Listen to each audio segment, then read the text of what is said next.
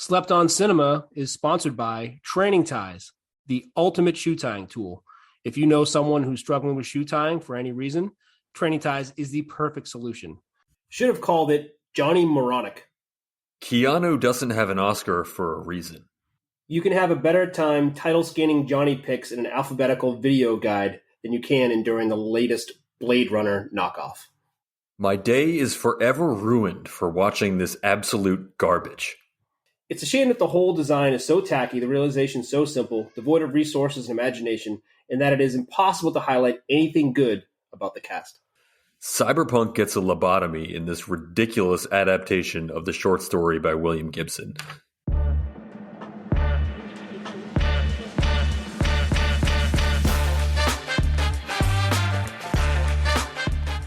Welcome to this week's episode of Slept on Cinema. I'm your host, Stan Steamer.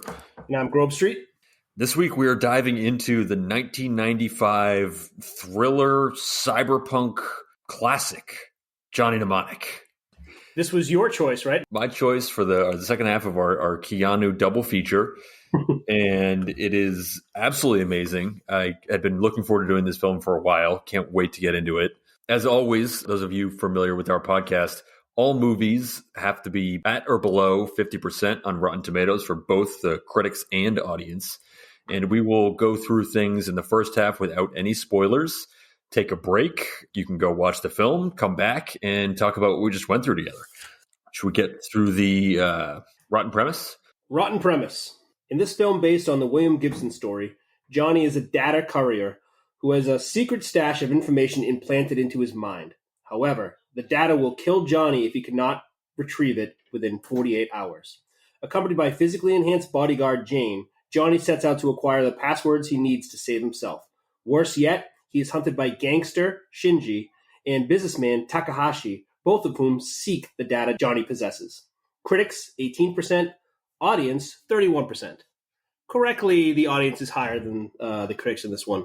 Yes. We occasionally watch films that are just totally misunderstood and are excellent in every way. This is not one of those films. This movie, it's not a perfect film, and that's fine.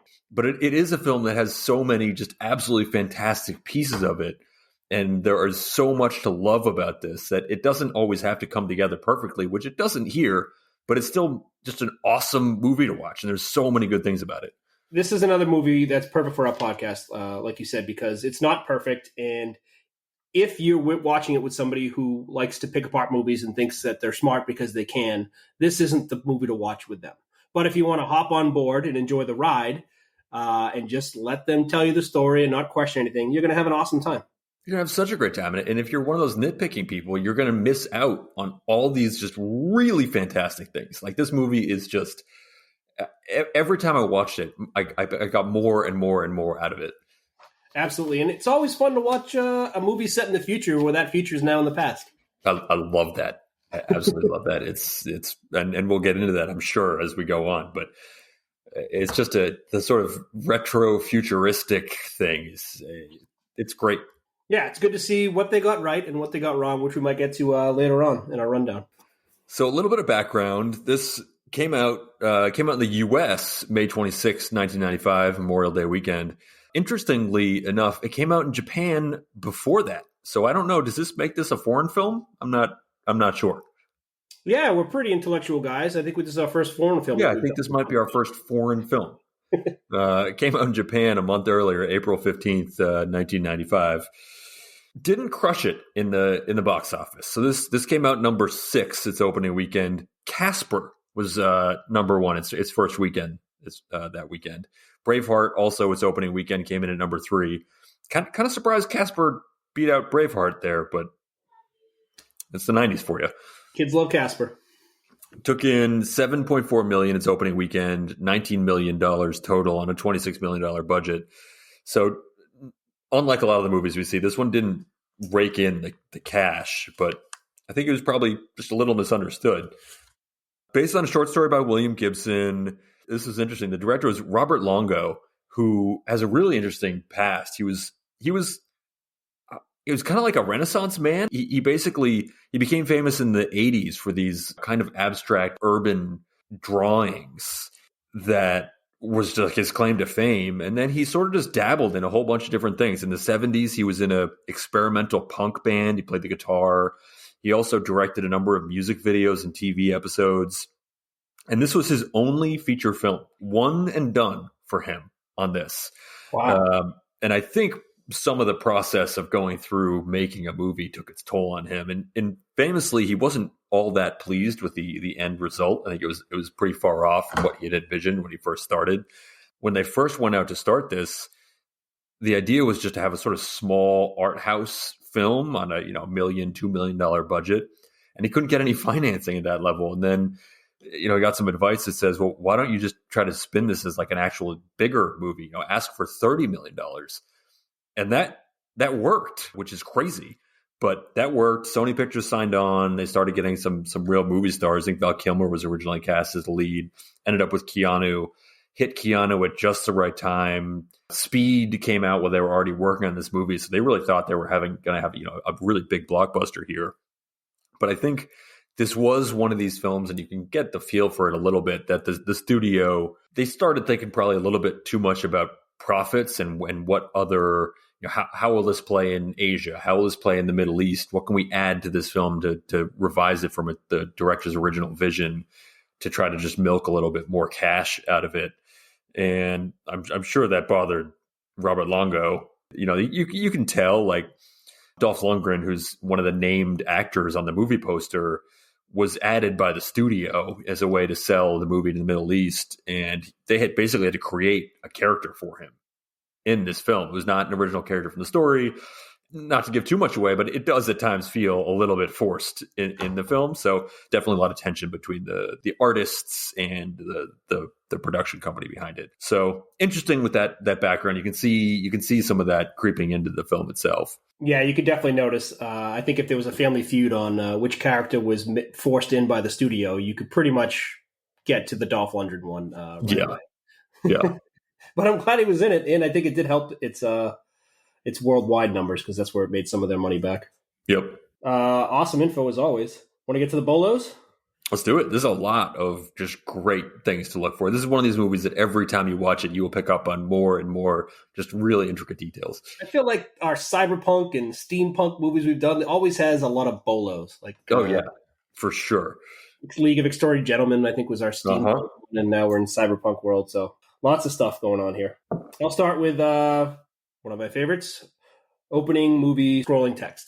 There was a lot of text. I had to pause and get ready to pause during the opening credits or opening scroll. I feel like this is one of these movies where you should get credit for also reading a book. If someone's like, "Oh, you never read, you just watch movies. What are you doing?" Like, no. I saw Johnny Mnemonic and I read a novel when it started. That counts as doing 2 for 1. Yes, read a book and watched the movie now because I read. But definitely have that pause button ready, because there's a lot of text there and it's important. Very important. I'm going to go with just a wild back tattoo. Keep your eyes peeled. Bolo. Good one. Bolo, an exploding title. Love that. I will go Bolo, a musical cast. Keep your eye out. Bolo, Henry Rollins, and Ice-T, both amazing 90s musicians, and just a great touch to this film. Talented crew. Bolo, a prophetic pandemic in 2021. They nailed a lot of things coming from 1995 to 2021 in ways that are mind-blowing. But definitely the pandemic is one of them. Bolo, one of my favorite actors from back in the day, Bolo Humphrey Bogart. Oh, wow. Yeah. Cool. Bolo, a couple of creepy twins. Ooh, I had that exact word for word, creepy twins, in my Bolo list. I'm going to say Bolo, a Jesus knife. You don't see many of those. Bolo, the Montreal skyline. Ooh, what a nice little insider tip right there. I did hear that because Keanu was Canadian, that opened some doors for them. I saw that too. Yeah, there's a bunch of tax credits, and they filmed in Toronto and Montreal, I think, for this. Yeah, I feel like movies made me realize that I don't know anything about taxes, because how the whole tax credit situation just seems wild to me. No clue. I remember there was something back, we're both from Boston. There was a period of time there when the floodgates opened in Boston. They started making movies there because I think there was some sort of discount or tax credit. Yeah, it's always tax credits. No one ever needs to explain what that is. You just say tax credits, and everyone's going to nod their head. Someone's writing it off. Yep. I will say Bolo, and this is always something to Bolo, but Bolo a red dot. Bolo a fake pizza delivery. We've done 2 Keanu movies, and both had some just fantastic pizza moments. Awesome pizza moments around Keanu. I will say Bolo data. You will see data. So you say data and not data. I guess I do. Yeah. Yeah. What do you say? I think I go both ways, but I think usually it's data. But I know I say data as well. I just don't know why I say now it's like it's in my head. I don't know what I say. I pointed out the exit sign at the movies. Not looking when receiving 2 envelopes. So I have a little pet peeve. I hate when I hand something to someone and they don't look and they just put their hand there, and it's up to me to land the thing into their hands. Sometimes my wife does this. I'll often take an extra long time or miss or also look away so that there's no exchange. So at one point, he has to receive 2 envelopes at one time, and he just looks straight ahead, so they have to put them in his hand. That's an absolutely amazing pet peeve. That's so specific. And so I'm blown away. It's backwards wrist and not looking, and you complete the job, the task. I'm going to go with Bolo, some absolutely stunning visors. Oh, so good. Bolo a tongue kiss. And I'll stay in that category, I guess, or area. Bolo a mouth guard. Oh, yep. Bolo hitting someone in the head you shouldn't hit in the head. I'm going to say Bolo a Concorde jet. Bolo a pink grenade. Nice. I'm going to go Bolo a fish tank. Maybe even multiple fish tanks. Could be multiple, but there's one really good one for sure. Bolo attempting to drop a bug onto a spider. Solid.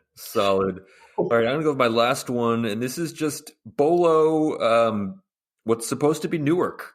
I feel like Newark doesn't get a lot of run in movies, but no, if it does, it's not usually a good light shine on Newark. My last one here, I'll go with Bolo a broken hand. Mm-hmm. That'll be the hot tub time machine one. All right, last category before we have our break. What drink to pair with the movie? So this is one of these drinks that sometimes it's a thematic drink and sometimes it's a drink that is just in the movie. And this is almost in the movie, I guess. But I'm going to say get yourself an ice cold Mexican beer. And if possible, have it delivered. So call up, pull up Drizzly on your phone, get it delivered, and just crack that bad boy up. I think that would go well. And there's actually a Mexican beer in my cocktail here. Oh, great. So you could use this beer.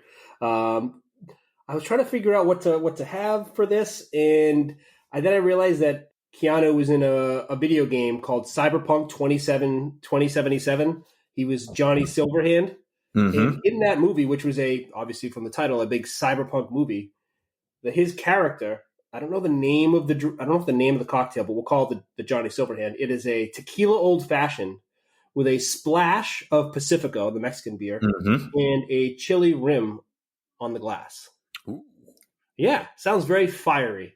I like that a lot. Like we'll put you in the perfect mood for all the bright lights and whatever's going on in this cyberpunk themed movie.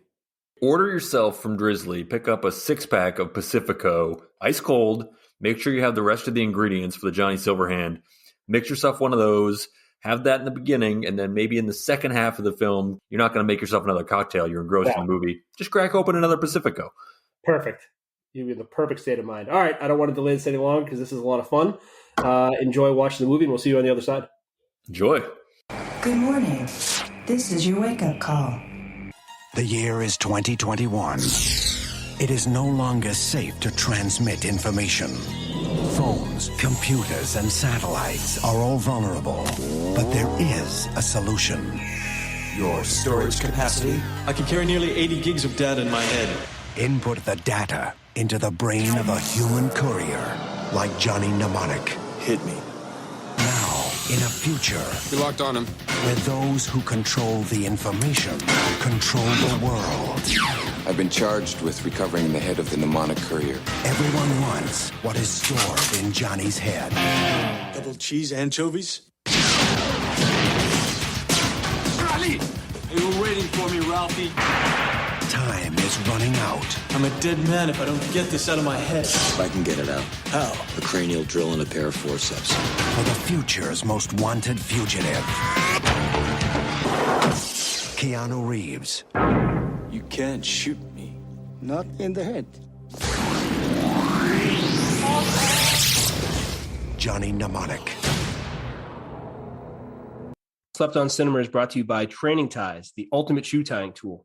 If you know anyone who's struggling with shoe tying, Training Ties is the perfect solution. Or if you know anyone who just doesn't like tying their shoes, Training Ties keep shoes tied all day long. Say no to Velcro and yes to independence with Training Ties.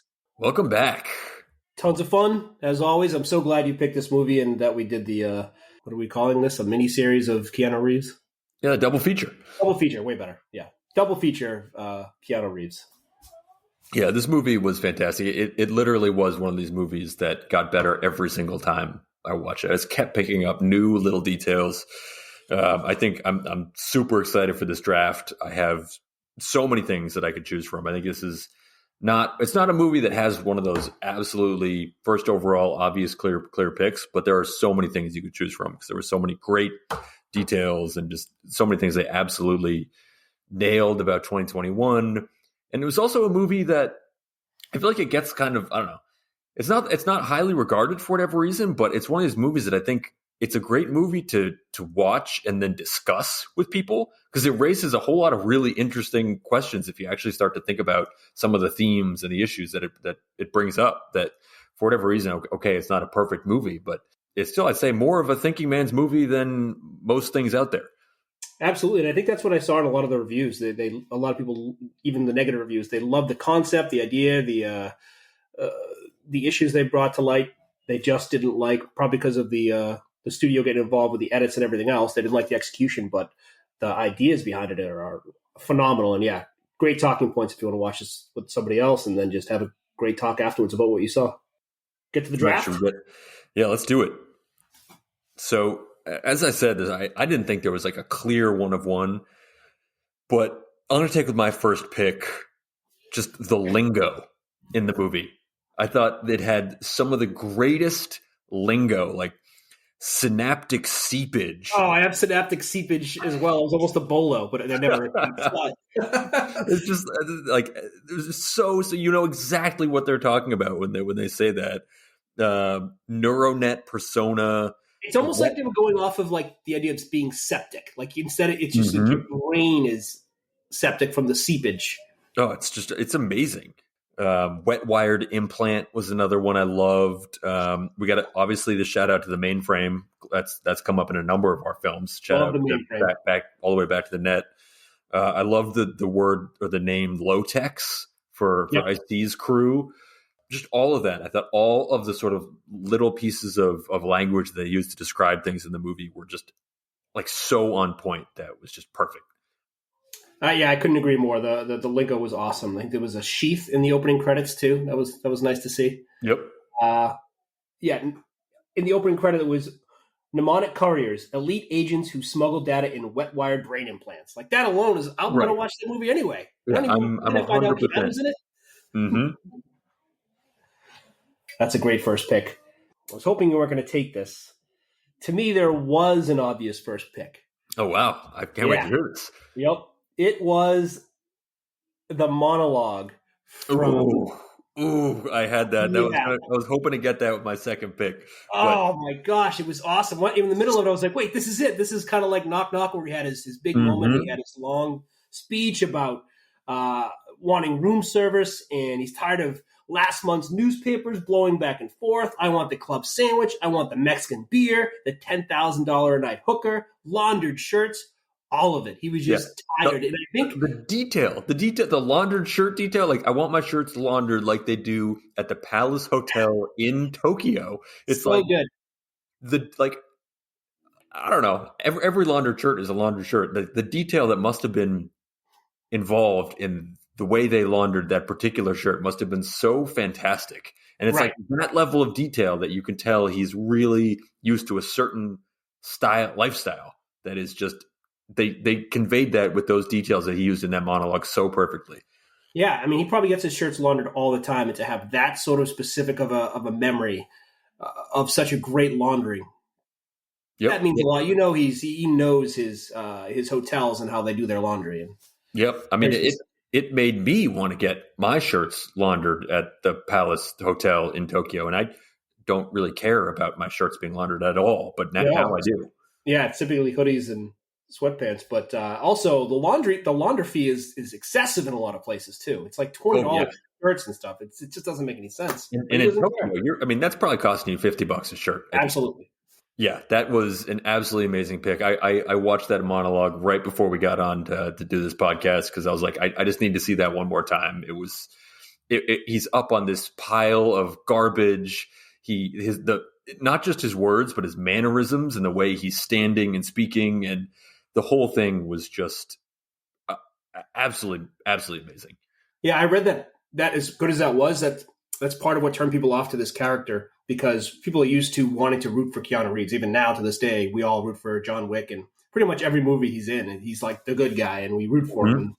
This is coming off of Speed and Point Break, and he's just like the everyman who everyone wants to root for, and then all of a sudden he's standing there and just like is like a spoiled child, just being like, I want things back to the way. And he's explaining this to someone who lives in this rat land. Like, they don't care about what you're used to in your luxury. This is what I always used to hate. Like, I used to hate being in class and I got my B- and someone's there with their B+ or A- and they're complaining that they didn't get a good grade. And you're just like, all right, man, I don't want to hear this from you. I'm dealing with a worse scenario than you are. Yeah, that makes it a much more interesting character. I mean, it's like, it's not that interesting when someone's just like, oh, that's the good guy, this is the bad guy. It's like, that's not how the world is. That's not how people are. Like, this guy is not a perfect person. He does have these different biases. He does have this like background in his life, and he wants things certain ways. And like, that's just a much more interesting character than I think he gets credit for in this film. Yeah, he says, he's like, I've been out for myself my entire life, and now all of a sudden I have to try and save the world. It was kind of like Nicolas Cage in Snake Eyes, where he's just out for himself the entire time until he just comes across a line he just can't go past. And he's like, oh man, I got to be the good guy. Yeah, that's a great comparison. All right, my second one here, I'm going to go with Johnny's first time going online in the movie, when he asks for all the equipment, the gloves, and the stealth vest. Yes, the gloves are so good. Oh, so good. He's got the VR. He's trying to make the long distance phone call. He's just like, we're just in the internet. And it's like an internet that not many people know. Like, you could tell that her character, Jane, wasn't really sure what was going on. Just like us, because she can't see these special effects or the CGI that's going on that brings us into the internet. One of the best times going in the internet, probably since Dave Chappelle went into the internet. The visual internet was absolutely stunning. Yes, absolutely stunning. The sort of like his self-image while in the internet was amazing. The virus depiction in the internet was amazing. The way you access information. His like buddy Snake or Snipe or whatever his name was that he went to, and he was going to he put his hands up and he's like, I'm going to blow up your whole board, man. Yep. That terrified the guy. Yeah, that's a great pick. I had that on my draft list as well. Just the whole, any sort of visual internet is amazing, and they absolutely nailed it here. Yeah. I don't know if virtuosity qualifies for a podcast, but there's a lot of virtual internet in that. It's a good question. You ever see that? Yeah, it's great. Yeah. Okay.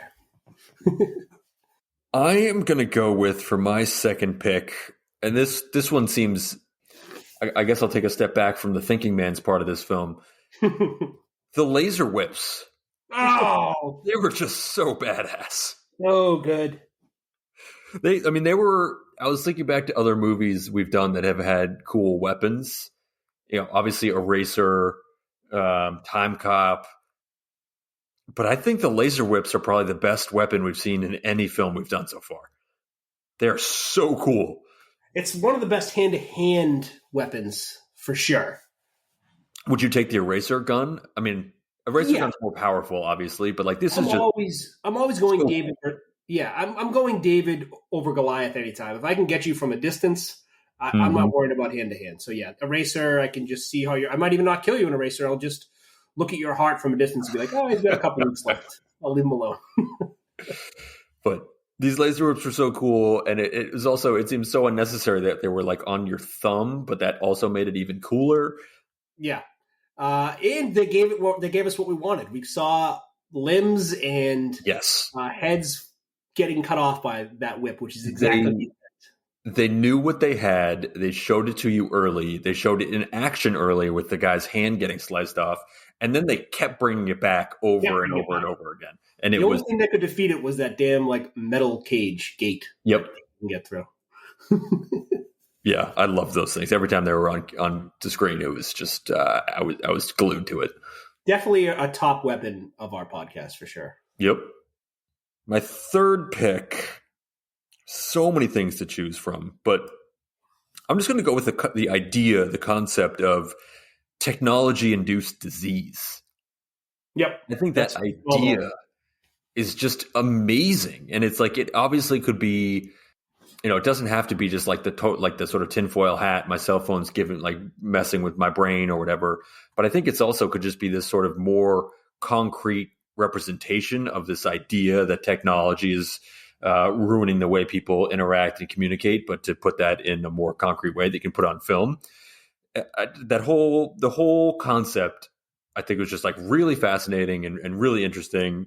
And the way they show it, how it's sort of like breaking down society, and this just an absolutely amazing concept. And I also love, this was sort of part of it, maybe this was another pick separately, but I'm going to go for it anyway, was the idea that there was this giant conglomerate that had actually figured out the cure, but also figured out that it was much more profitable to just treat the disease than to cure it. And that's sort of the whole premise of the film. And that's also an amazing premise. Chris Rock told us that 20 years ago. There's no money in the cure. There's money in the medicine. Absolutely. It's things like that just, I think this film does not get enough credit for how interesting these ideas are. There's a lot going on. Yeah, it's so much information. It's so great, too, because there's so many people now, like especially, us new parents, and there's like a pushback to technology now. I just watched like The Social Dilemma a few months ago and deleted a bunch of apps off my phone. Like, I'm realizing how bad, basically, it is to just have technology around you on your phone and just constantly going through apps. And you don't even know what you're doing. It's basically like we put ourselves, we gave ourselves like the box from Batman Forever, where we just like dumbed ourselves down. And have our tongues out. We're just not even sure what we're doing with technology anymore. And this was great. This is not even about using it. It's just so much around you than it gets in you. Yeah, it's unavoidable. It's unavoidable. That's a great pick. Well, I won't pick this, but I meant to say this before on your the laser whip. Raffi's death was phenomenal. I wasn't sure if he was going to be like a big villain, and then all of a sudden he was 2 flicks of the wrist and he's just cut, which is such a... I can't take this because we already did the laser whip, but when somebody gets like diced up in a bunch of ways and they're kind of there for a second and then just so good. melt off. That happened in Doom once, where or the movie Doom, where there's like this laser grid and it cuts him. You're like, is he okay? Oh wait, no, he's just chopped up into small little pieces. Yeah, I feel like there's a handful of movies that do that, and it's always amazing. Always great. Yep. So I'll actually take for my third pick here, future in the past. So like a movie that was made years ago. A lot of times people don't like watching a movie made 30 years ago, 40 years ago. We love it. And it's so cool when that movie has like Terminator 2, it looks to the distant future, but that distant future is in your past. And you then get to see all the things they got right or didn't, and things that they like used from their time. And a lot of times just upgraded the equipment from their era, but didn't think that a whole new thing would be created. And we'll go over this in our superlatives of that's coming up next. But I just think that the premise of the future being in the past currently is phenomenal. Yeah, I'm sure there's a list out there online, but I feel like it'd be great to find the list of all movies by year of movies occurring in that year from the past, so you can know, like, all right, it's 2023. Yeah, I need to go watch these like 10 movies that took place in this year that came out 2 or 3 decades ago. Yeah, there has to be some blog for that. I'm sure.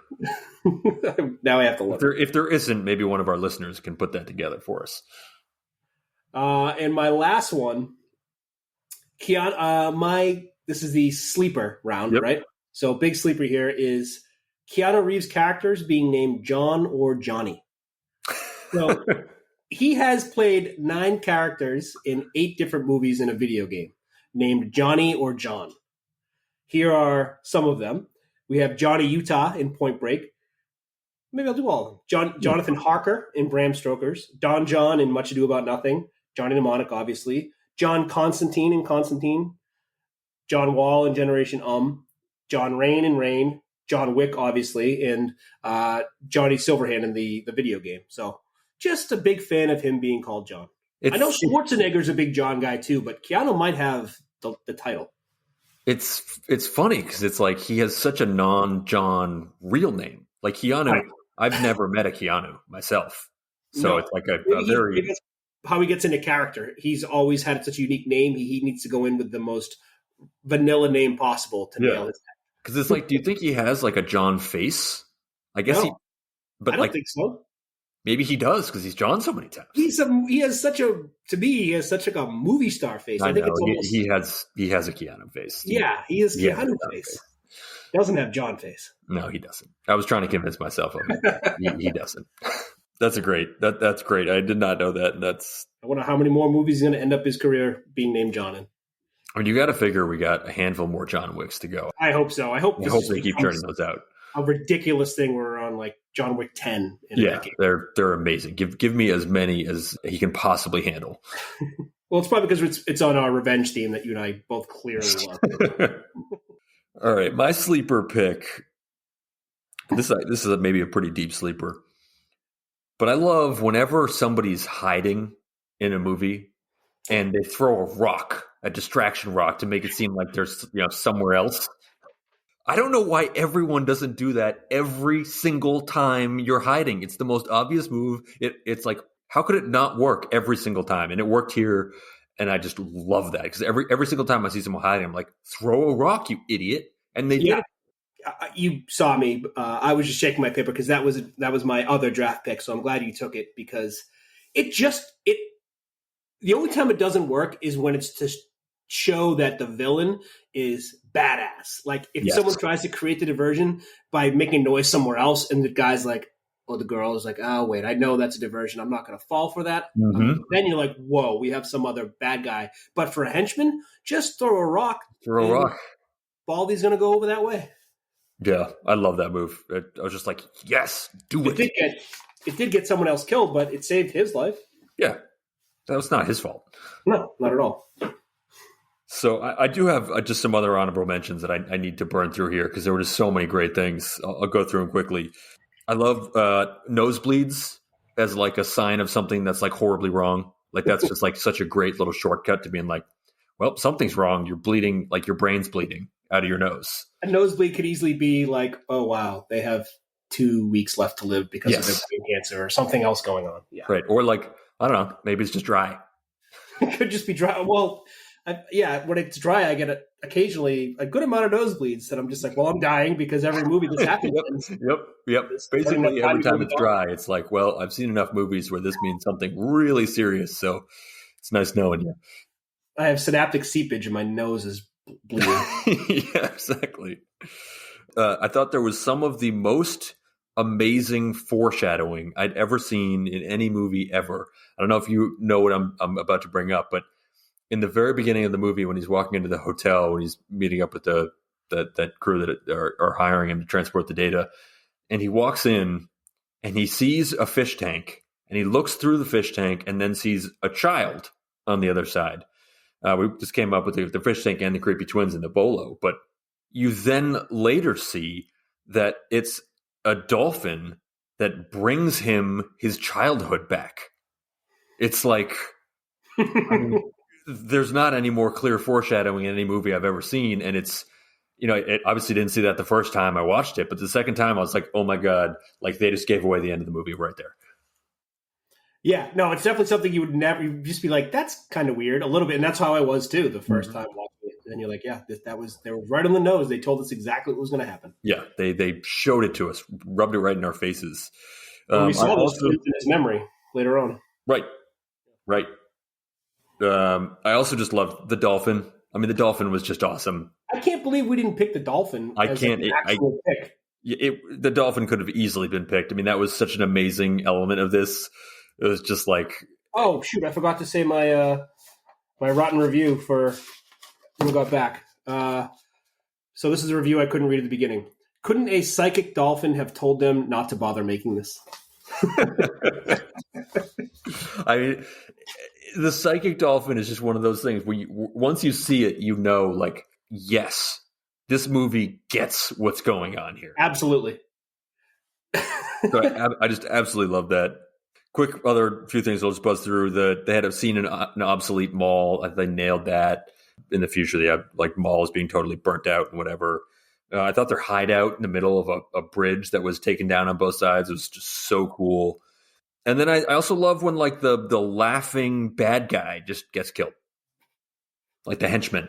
Yeah, yep, I agree. That's always a great element of a movie. So lots of bad guys in this. You're not quite even sure who the main bad guy is.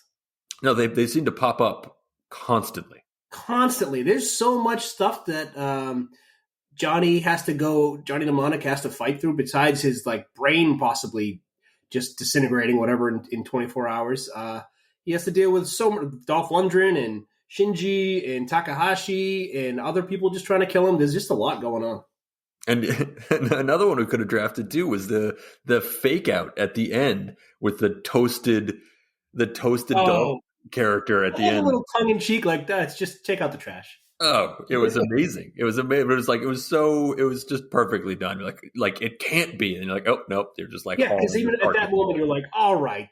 I was ready to buy it and everything, and all of a sudden Dolph, I would allow it because it is Dolph. Right. To come alive for just a minute, but it seemed ridiculous. We saw him on fire from the dolphin, but yeah, that was a great fake out. All right. Should we get to this week's superlative? Yep. Superlative favorite missed future takes. Yes. And this is, I think that we could have had a much longer series of choices for favorite nailed future takes, because this, for coming out in 1995, it was absolutely stunning how much they nailed. Obviously, a lot of it was sort of a caricature of what it would be, and that was on purpose. But they absolutely nailed 2021 in ways that were eerily prescient. Yeah, it nails like the big stuff. It's just the smaller stuff it doesn't quite get.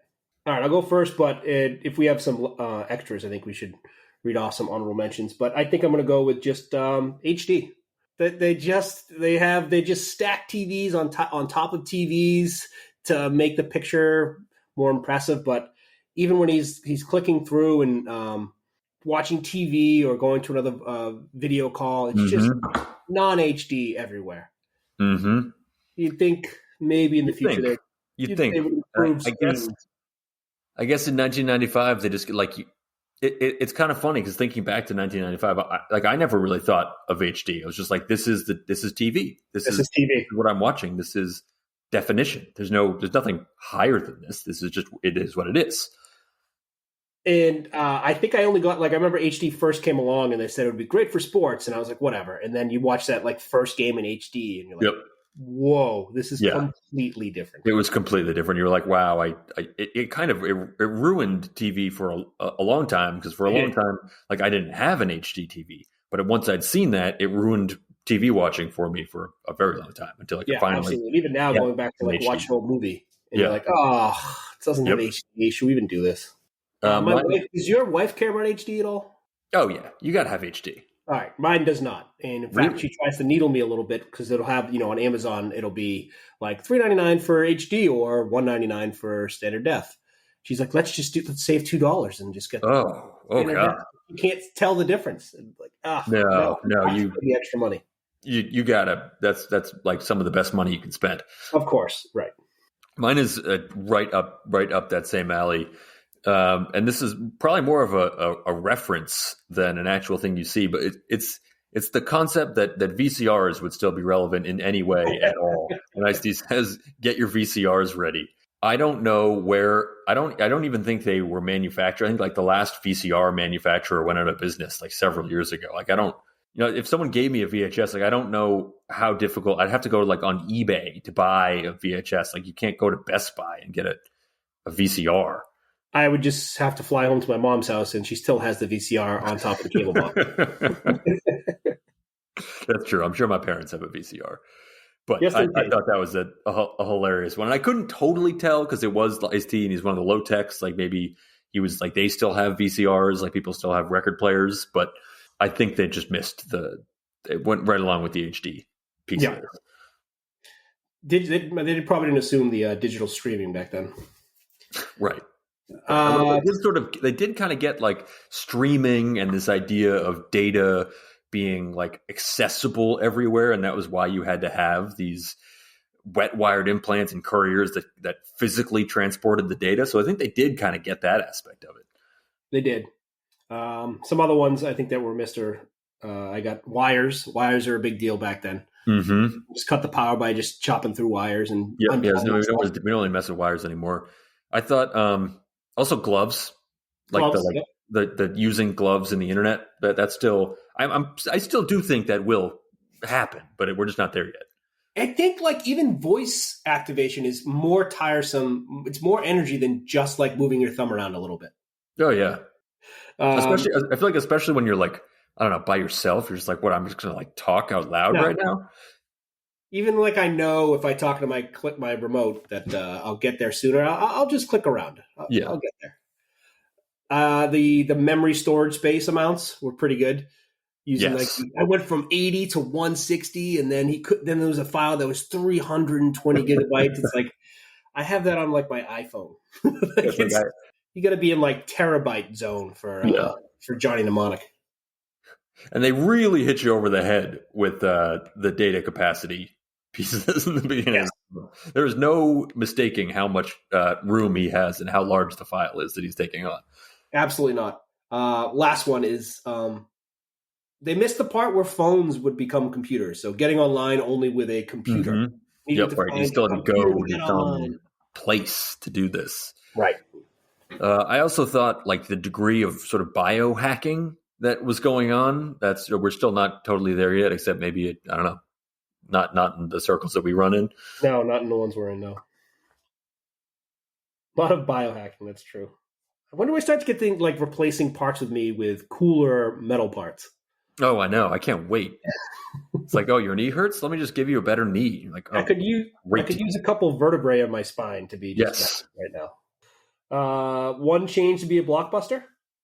So this one might be a controversial take for mine because I know some people have some real love for this man, but I think you go back with the director's or sort of original vision and get rid of the preacher character. I know people love Dolph, and he was a hilarious character here, but it did every single time he was on screen. It was sort of like, what's he doing here? Like, why is he here? It never really advanced any part of the plot. I don't know. I think if you get rid of his character, you can then spend a little bit more time fleshing out some of the other parts of this that were a little bit more interesting. And I think if you do that, you end up with something that gets at more of sort of what the original vision was and probably solves a lot of the issues that people had critiques of. Yeah, it's tough having a reluctant character in a movie that's so prominent. Yeah. So I guess he had some long monologue himself where he was like naked and talking about Jesus and everything else, and they just cut that. So that would have been a little more eye-opening as far as where his character was coming from, but they were just like, we don't have time for this. We don't really even care about your character. You're just some imposing tall guy who's just some sort of like upgraded henchman basically at this point. Yeah. I mean, that's a good point. Because I think if we had seen all this backstory, like he was obviously like an interesting character. It seemed like he had an interesting background. There was a lot of things going on about him. We didn't get any of that. And we didn't really understand how he fit in. I think if this was like a 10-part HBO show and they had that time to explain his background, like he could have been maybe one of the best characters in the whole series. But without that, it felt forced and I think unnecessary. Well, let me continue that train of thought. And I think one change to be a blockbuster would be to make this like a 10-episode HBO series, because there's just so much you can do with this concept. So I'd like to see it come out with like this movie. It's an hour and a half.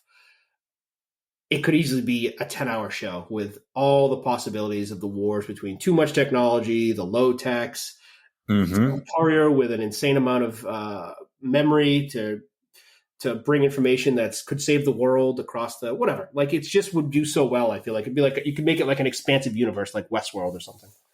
When would you have it take place? Well, it's probably going to have to be. It was 1995 when it was made, and it was about 2021. So what is that? 26 years in the future. Yeah. So let's run it back. Let's put it basically in 2045. I like that. I would definitely watch that. And I feel like within 5 years, this is actually going to happen. Like this feels like if you had a little bit more time to flesh everything out, this could be a great series. And maybe NAS is real in the future. Not that don't they say cell phones or laptops on you can cause some cancer? So maybe it's not the black shakes, but you are getting sick from having technology on or around you. Yeah, it's probably going to be worse in 25 years. It's only going to get worse. I also have, maybe we could just see this without all the edits. We could just see his original version and have like a 2-hour movie that we might have missed out on without Dolph Lundgren. I did see that they came out with a black and white version recently. Yeah. I haven't seen that. I was kind of hoping it had some more edits to it, but I think it's just straight up. It's like if you just, I don't know. I don't even know. Can you turn your TV to black and white? I don't know. But I'm not sure. That seems like the one way I wouldn't want to watch this movie. Like it was a strange choice. Yeah. Yeah, very strange.